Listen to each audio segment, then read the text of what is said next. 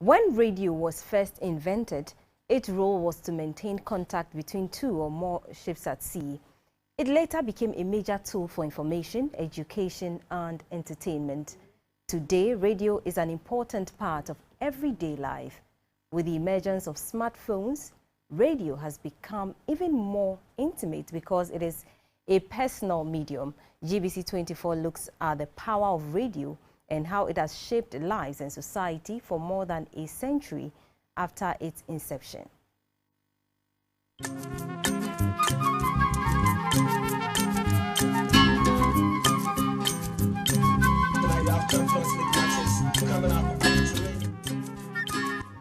Radio is by far the cheapest and most accessible mass medium, reaching the widest audience in the world.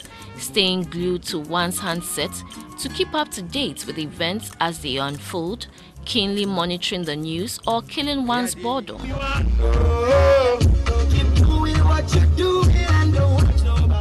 No doubt, radio is a powerful communications tool for marketing or campaigning for a cause.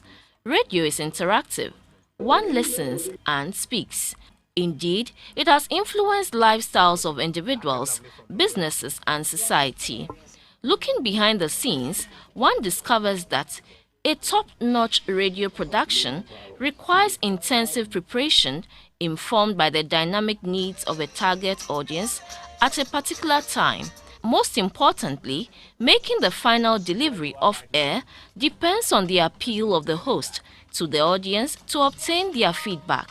It has created a new sense of a virtual community where the entire nation can very easily come together and follow one conversation. Such discussions have helped in shaping policy formulation and all that. The fact that they provide a platform for debate, and the fact that now it's very easy for ordinary people to access it.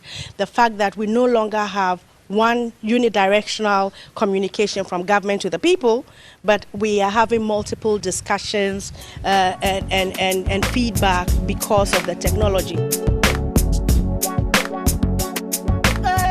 Radio over the years has also offered the illiterate a platform to participate in public debate. This was the test case for the establishment of an Accra-based radio station 13 years ago, whose entire transmission is in a local dialect, Akan. And then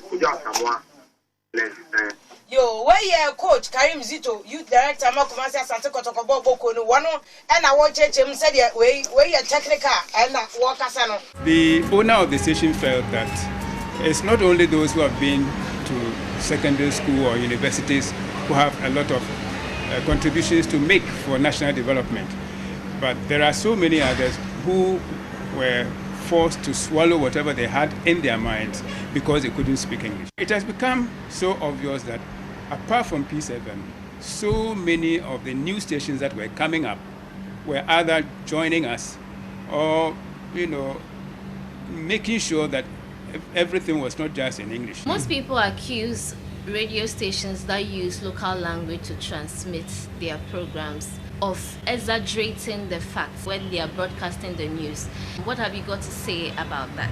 I will be the last person to disagree with you, but I'm sure you will be the first person to understand why. You see, the whole thing is written in English, and they are translating it into Akan simultaneously.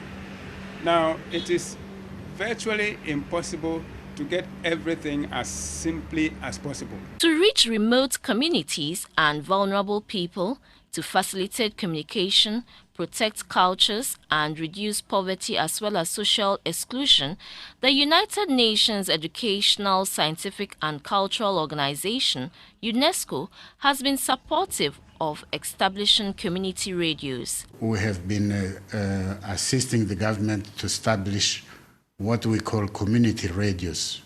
And the idea is to